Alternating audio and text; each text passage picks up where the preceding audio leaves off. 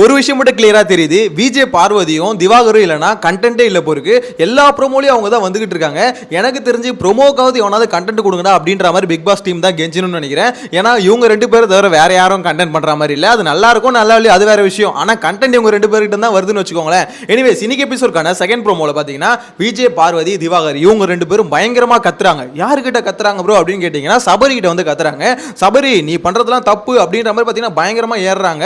நீ வந்து பார்த்தீங்கன்னா எப்படி பர்சனல் வெஞ்சன்ஸ்ல பண்ற, நீ என் போட்டோ எப்படி எடுப்ப அப்படின்ற மாதிரிலாம் கேட்டுட்டு இருக்காங்க. ஆக்சுவலா புரியாது உங்களுக்கு சொல்றேன். இன்னைக்கு வந்து பாத்தீங்கன்னா அந்த டால் டாஸ்க் ஆரம்பிச்சிச்சு. டால் டாஸ்க் இல்ல, அது மாஸ்க். ஓகேங்களா, அது வந்து இந்த வாட்டி பொம்மை இல்லாம அதுக்கு பதிலா பாத்தீங்கன்னா போட்டோ வச்சிருக்காங்க.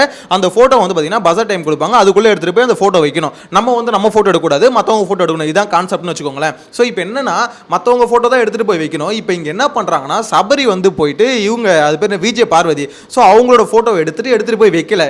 இந்த டாஸ்க்ல இந்த வேலையும் பண்ண முடியும். அதாவது நம்ம ஒருத்தவங்களோட போட்டோ எடுத்துட்டு போய் வைக்கலாம். அப்படி இல்லை ஆர்எல்ஸ் என்ன பண்ணலாம்னா இன்னொருத்தவங்களோட போட்டோவை நம்ம எடுத்து நம்ம கிட்ட வச்சுக்கணும். அதாவது என்ன பண்ணலாம்னா நம்ம இன்னொருத்தவங்க போட்டோ வச்சுட்டு அதை எடுத்து போய் உள்ள வைக்க கூடாது. ஸோ அந்த டைம் முடிஞ்சிடும். அப்போ பார்த்தீங்கன்னா அவங்க அந்த டாஸ்க்ல இருந்து எவிக்ட் ஆயிடுவாங்க. இந்த மாதிரி விஜே பார்வதியை வந்து பார்த்தீங்கன்னா சபரி வந்து எவிக்ட் பண்றாரு. திவாகர் போட்டோலாம் உள்ள போயிடுச்சு, யார் எத்தனை போனதுன்னு தெரியல. ஆனால் அவர் போட்டோலாம் உள்ள போயிடுச்சு. இங்க பார்வதி போட்டோ வந்து வெளியே வந்துருச்சு. அதனால தான் பார்வதி பயங்கரமா கத்துறாங்க. கூடவே நம்ம சொம்பு திவாகரும் கத்துறாரு. இந்த மாதிரி எப்படா அது வந்து பர்சனல் வெஞ்சன்ஸ் அப்படின்ற மாதிரி கத்துறாரு. ஆனால் இது எல்லாமே எப்படி பார்த்தீங்கன்னா கொஞ்சம் ஃபன்னா தான் பண்றாங்க. அதாவது திவாகரும் சபரியும் பார்த்தீங்கன்னா இதை ஃபன்னா தான் கொண்டு போறாங்க. விஜய் பார்வதியும் இதை ஃபன்னா தான் அப்ரோச் பண்றாங்க. ஆனா இது ஃபன்னா இருக்குன்னு பாத்தீங்கன்னா அப்படி இல்ல. ஆனா உண்மையிலே உள்ளுக்குள்ள எல்லாருக்கும் செம்ம காண்டு. அதுவும் பார்வதிக்குலாம் சரியான காண்டு. அவங்க வந்து என்னன்னா கொஞ்சம் ஆட்டிடியூடை சேஞ்ச் பண்ணுறாங்க. அதாவது ரொம்ப எப்படி சொல்ல சண்டை போட்டு இதை கேட்காம வேற யாராவது இருந்தால் சண்டை போட்டு கேட்டிருப்பாங்க. சபரின்றதுனால அவங்க வந்து பார்த்தீங்கன்னா சண்டை போடாமல் கொஞ்சம் அதாவது ஒரு பயங்கரமான ஃபைட்டாக இல்லாமல் ஒரு மாதிரி கொஞ்சம் வந்து ஃபன்னாக ஒரு ஃபைட் பண்ணுற மாதிரி தான் பண்ணுறாங்க. இதில் வந்து சபரியும் கேட்குறாரு, நான் வேணா திவாகர் ஃபோட்டோ எடுத்துட்டு அந்த இடத்துல உன் ஃபோட்டோ வைக்கவா அப்படின்ற மாதிரிலாம் கேட்குறாரு. ஏன்னா ஓரளவுக்கு ஃபன்னாக தான் கொண்டு போகிறாங்கன்னு வச்சுக்கோங்களேன். இவங்க பிஜிஎம் போட்டு அதுக்கு ஐப் ஏற்றுறாங்க. ஆனால் இது வந்து சபரி இல்லாமல் வேற யாராவது இருந்தால் இன்கேஸ் அந்த இடத்துல கெமி மட்டும் இருந்தாங்கன்னு வச்சுக்கோங்களேன், விஜய் பார்வதி வந்து பார்த்தீங்கன்னா ருத்ரதான ஆடி இருப்பாங்க. எப்படி நீ எந்த எடுத்துட்டு போயிட்டு நீ எப்படி உள்ள வைக்காம இருப்பா அப்படின்ற மாதிரி பார்த்தீங்கன்னா பயங்கரமாக கொந்தளிச்சிருப்பாங்க. இங்கே என்ன மேட்டர்னு ஒரு கான்செப்ட் ஒன்று சொல்கிறேன். ஆக்சுவலாக பார்வதிக்கு சபரி மேலே ஒரு கண்ணு, கமருதீனுக்கு பார்வதி மேலே ஒரு கண்ணு, அதே மாதிரி அரோராக்கு துஷார் மேலே ஒரு கண்ணு, துஷாருக்கு அரோரா மேலே ஒரு கண்ணு, அந்த பக்கம் ஆதிரைக்கு எஃப்ஜே மேலே ஒரு கண்ணு, எஃப்ஜேக்கு ஆதிரை மேலே ஒரு கண்ணு. ஸோ இந்த வீடு எங்கடா போகுது அப்படின்ற மாதிரி தான் இருக்குது. இவனுங்கெல்லாம் உள்ளுக்குள்ளே ஒரு விஷயம் பண்ணிட்டு இருக்காங்க. அதாவது நேற்று நைட்டே பார்த்தேன் நான், விஜய் பார்வதி என்னதான் சபரியை பற்றி பின்னாடி கழுவி ஊற்றுனாலும் அவர் முன்னாடி கொஞ்சம் பண்ணும்போது கொஞ்சம் வந்து சட்டிலாக ப்ளே பண்ணுறாங்க. சபரிக்கிட்ட மட்டும் அந்த சட்டிலாக வந்து ப்ளே பண்ணுறாங்க. அவங்க சொல்கிறாங்க சில சமயம் அது ஃபன்னாக சொல்கிறாங்களா என்னன்னு தெரியல. சபரி ஓகே தான் எனக்கு அப்படின்ற மாதிரிலாம் பேசுகிறாங்க. இன்னொரு விஷயம், நேற்று நேற்று நைட் எத்தனை பேர் பார்த்தீங்கன்னு தெரியல, அந்த நூடுல்ஸ் சாப்பிடும்போது சபரி நீ தான் எனக்கு சமைக்கணும் அப்படின்ற மாதிரி சொன்னாங்க. மேபி சபரி வந்து எல்லார்கிட்டையும் ரொம்ப சாஃப்டாக பேசுறதுனால அந்த ஒரு இதுவாக என்னன்னு தெரியல. பட் இப்படி தாங்க போயிட்டு இருக்கு இந்த பிக் பாஸ் வீட்டில். எவன் மேலே கண்ணு வைக்கிறான் அப்படின்ற மாதிரி தெரியல. இதில் முக்கியமான நாளை மறந்துட்டேன் பாருங்க. துஷாருக்கு அரோரா மேலே கண்ணு, அரோராக்கு துஷார் மேலே கண்ணு, திவாகருக்கு அரோரா மேலே கண்ணு. ஸோ இப்படி தான் போயிட்டு இருக்கு. திவாகர் வந்து பார்த்தீங்கன்னா அரோரா மட்டும் இல்லை, எந்த போனாலும் எல்லார்கிட்டையும் பார்த்தீங்கன்னா கல்யாணம் பண்ணிக்கலாமா, சுபிக்ஷா குழந்தை டாடி அதுக்கிட்ட போய் கல்யாணம் பண்ணிக்கலாமா. ஆக்சுவலாக ஃபன்னாக தான் கேட்குறாருன்னு வச்சுக்கோங்களேன். ஃபன்னாக இருக்க வரைக்கும் ஓகே. ஆனால் எனக்கு தெரிஞ்சு திவாகருக்கு பெரிய அப்பா இதுதான் மாறப்போகுதுன்னு தோணுது. ஏன்னா லவ் கண்டென்ட்னு பண்ணுறாரு. திடீர்னு யாராவது ஒருத்தர் வந்து பார்த்தீங்கன்னா கொஞ்சம் பயங்கரமாக அதை வந்து யூஸ் பண்ணிட்டாங்கன்னு வச்சுக்கோங்களேன், அது திவாகருக்கு பெரிய அப்பா போய் முடிஞ்சிடும். இன்கேஸ் ஏதாவது அப்ரோச் பண்ணி அது வந்து பார்த்தீங்கன்னா நல்லா இல்லை, அதாவது ஃபன்னாகவே அப்ரோச் பண்ணி அதை அவங்க ஏதாவது ஒரு மாதிரி ஆகிட்டாங்கன்னு வச்சுக்கோங்களேன், அப்போ வந்து திவாகருக்கு அது பெரிய ஐடியா ஆகிடும். எனிவேஸ் அவர் வந்து ஒரு மாதிரி லவ் கண்டென்ட் இப்போ வரைக்கும் ஃபன்னாக தான் போயிட்டு இருக்குன்னு வச்சுக்கோங்களேன். இப்படி தான் இந்த வீட்டுக்குள்ளே ஒவ்வொருத்தவங்க வந்து சப்போர்ட் பண்ணிட்டு இருக்காங்க. எனக்கு தெரிஞ்சு அரோரா ஃபோட்டோலாம் துஷார் தான் எடுத்துகிட்டு போய் வச்சிருப்பாருன்னு நினைக்கிறேன். ஏன்னா அரோராலாம் இவ்வளோ தூரம் தாங்க பெரிய விஷயம். என்ன மேட்டர்னு பார்த்தீங்கன்னா இந்த இதில் வந்து ஸ்பீடு தான் மேட்ரு, அதே சமயத்தில் பவரும் மேட்ரு. ஏன்னா ஃபர்ஸ்ட் ப்ரோமோல பார்த்துருப்பீங்க, எஃப்ஜே வந்து அங்கே வந்து இவர் உழுந்தால கானா வினோத், அவர் உழுந்ததுக்கான காரணம் அந்த ப்ரோமோ கரெக்டாக பார்த்தீங்கன்னா தெரியும். நானே அதுக்கப்புறம் தான் கொஞ்சம் உட்காந்து பார்க்கும்போது தான் தெரியுது. அதில் வந்து எஃப்ஜே என்ன பண்ணுறாரு, கானா வினோத்தை பிடிச்சி தள்ளி விட்டுறாரு. ஓடிட்டு இருக்கும்போது எல்லாம் ஓடிறாங்க, முன்னாடி வரான்னு சொல்லிட்டு ஸ்பீடாக பிடிச்சி தள்ளி விட்டோன்னா அவர் போய் அங்கே உழுதுறாரு. ஆக்சுவலாக அதுதான் நடக்குது. நான் கூட நினச்சேன் ஸ்லிப்பாகி விழுந்துட்டா போல அப்படின்னு நினச்சேன். அதுக்கப்புறம் கொஞ்சம் ஸ்லோவாக ஓட்டி பார்க்கும்போது தான் தெரியுது இந்த எஃப்ஜே பைப்பில் தான் கையை வச்சு தள்ளி விடுது. ஏன்டா உனக்கு இந்த வேலை, அந்த மனுஷா பாவண்டா முட்டியை ஒஸ்டியாடா அப்படின்ற மாதிரி தான் இருக்கு. ஏன்னு பார்த்தீங்கன்னா கிளியராக தெரியுது, ஒருத்தன் வந்து முன்னாடி வர்றது நார்மலாக தள்ளி போன்னு தள்ளுறது வேற, தள்ளி விடுறது வேற. அதாவது எனக்கு வந்து வலி விடுன்னு சொல்லிட்டு பக்காவை பார்த்தீங்கன்னா பிடிச்சி புஷ் பண்ணி விட்டாரு. கை வைக்கிறது வர புஷ் பண்ணுறது வர பயங்கரம் புஷ் பண்ணோன்னு தான் போய் அவர் விழுந்துட்டாரு.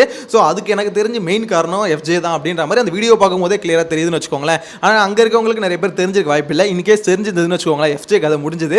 கானா வினோத் அது பெரிய மேட்டராக மாற்றிடுவார். ஏன்னா ஆல்ரெடி அவங்க 2 பேருக்கும் பிடிக்கல, பயங்கர ஒரு டஃபாக தான் போயிட்டு இருக்கு.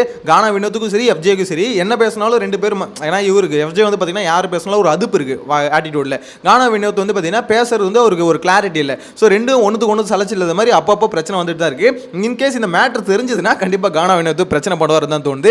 எனிவேஸ் இன்னைக்கு எபிசோட்கான செகண்ட் ப்ரோமோ பார்க்கும்போது இந்த டாஸ்க் வந்து கொஞ்சம் கொஞ்சமாக டீப்பாக கொஞ்சம் போயிட்டே இருக்கு. ஆனால் இப்போ வந்து தேர்ட் ப்ரோமோ பார்க்கும்போது நம்மளுக்கே தெரியும், இல்லை லைவ்ல நடக்கும் போது தான் தெரியும். ஏன்னா அந்த டாஸ்க்ல வந்து எப்போ டஃப் ஆகும்னா அடுத்தடுத்த ஸ்டேஜ் வந்து மூவ் ஆன் ஆகிட்டே இருக்கணும். எனக்கு தெரிஞ்சு ரொம்ப லேட்டாக தான் டாஸ்க் ஆரம்பிக்கிறாங்கன்னு நினைக்கிறேன். ஏன்னா இந்த செகண்ட் ப்ரோமோவே பார்த்தீங்கன்னா நைட்டில் நடக்கிற மாதிரி இருக்கு.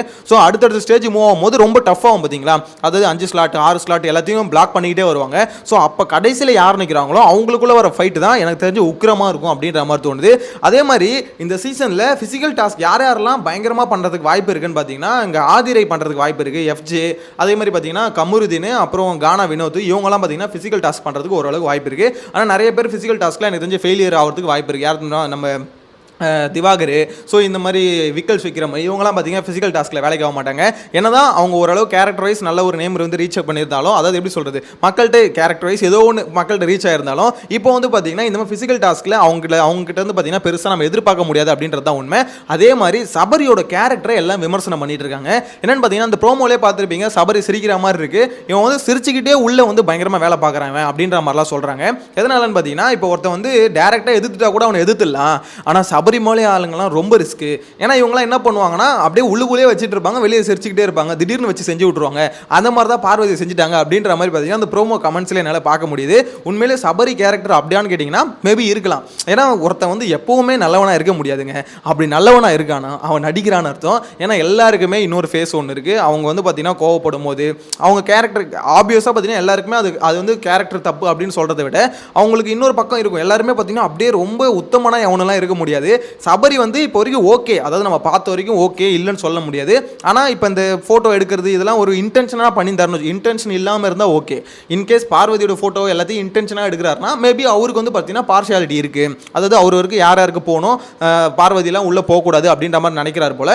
ஸோ அப்படி இருக்கலாம். அப்படி இல்லைனா இன்னொன்று இருக்கலாம், அந்த சூப்பர் டீலக்ஸ் ஹவுஸ் இருக்குல்ல, அதில் இருக்க எல்லாரும் எவிக் பண்ணும் அப்படின்னு நினைக்கலாம். ஏன்னா இப்போ இந்த ஹவுஸ் பிரச்சனையும் இப்போ ஒரு பக்கம் போயிட்டு இருக்கு. சூப்பர் டீலக்ஸில் இருக்கவங்களுக்கு பார்த்தீங்கன்னா பிக் பாஸ் ஹவுஸில் இருக்கவங்களே எப்படியாவது எலிமினேட் பண்ணணும் பார்ப்பாங்க. அதே மாதிரி பிக் பாஸ் ஹவுஸில் இருக்கவங்க சூப்பர் டீலக்ஸில் இருக்கவங்களே எப்படியாவது தூக்கணும்னு நினைப்பாங்க. ஸோ இது 2 ஹவுஸ் பிரச்சனையாகவும் போயிட்டு இருக்கு. மேபி சபரி அந்த காரணத்துக்காகவும் பண்ணியிருக்கலாம். இல்லை பர்சனலாக இவங்க சொல்கிற மாதிரி பார்வதி அவருக்கு பிடிக்காம இருக்கலாம். பார்வதிக்குன்னா சபரியை பிடிக்கலாம், சபரிக்கு பார்வதியை பிடிக்கணும்ல. ஸோ இது இந்த விவேக் காமெடி மாதிரி இல்லை, அவன் கூட இருந்தான், இவன் கூட இருந்தான், அப்படி தாங்க இருக்குது இந்த சீசனு. எவன் கூட இருக்கானே தெரியல. ஆனால் யார் கூட இருந்தாலும் சரி, இந்த எஃப்ஜே ஆதிரை இருக்காங்க பாருங்க, நான் ஒவ்வொரு வீடியோலையும் மென்ஷன் பண்ணிட்டு தாங்க இருப்பேன். இந்த 2 கேரக்டரும் பண்ணுற ஒரு விஷயம் சுத்தமாக பிடிக்கல. என்னன்னு தெரியல, அங்கே போய் உரசிக்கிட்டே இருக்கணுமா, எனக்கு ஒன்றுமே புரியும். அதாவது உண்மையிலே உங்களுக்கு வந்து ஒருத்தவங்களை பிடிச்சி இத்தனை சீசன் நம்ம பார்த்துருக்கோம். உண்மையில் லாஸ்ட் சீசன் கூட வச்சுக்கோங்களேன், இப்போ விஜய் விஷாலுக்கும் தர்ஷிகாவுக்கும் அவங்களுக்கு ஒர்க் அவுட் ஆகுதுன்னா உங்களுக்கு உண்மையிலே பிடிச்சிருக்கு. அது வந்து ஃபேக் கண்டென்ட்னு சொல்ல, தர்ஷிகாவுக்கு வந்து உண்மையிலே இதுதான், ஆனால் விஜய் விஷால் உண்மையிலன்னு வச்சுக்கோங்களேன். ஆனால் இங்கே 2மே ஃபேக்கு. இது 2மே பார்த்தீங்கன்னா பக்கா ஒரு ட்ராமா ஒன்று பண்ணுறாங்கன்னு தெரியும். எப்போ பார்த்தாலும் போயிட்டு உரசறது பிடிச்சிக்கிறது, அது பார்க்கும்போது நம்மளுக்கு என்னடா அப்பட்டமா நீங்களே சொல்லிட்டீங்க வெளியே ஆள் இருக்குன்னு. அப்படி இருக்கும்போது திருப்பி ஏன்டா இதை பண்றீங்க அப்படின்ற மாதிரி எனக்கு என்னமோ பர்சனலாக ஃபீல் ஆகுது. உங்களோட கருத்தை கமெண்ட்ல மென்ஷன் பண்ணுங்க. நெக்ஸ்ட் வீடியோல மீட் பண்ணலாம். Bye by.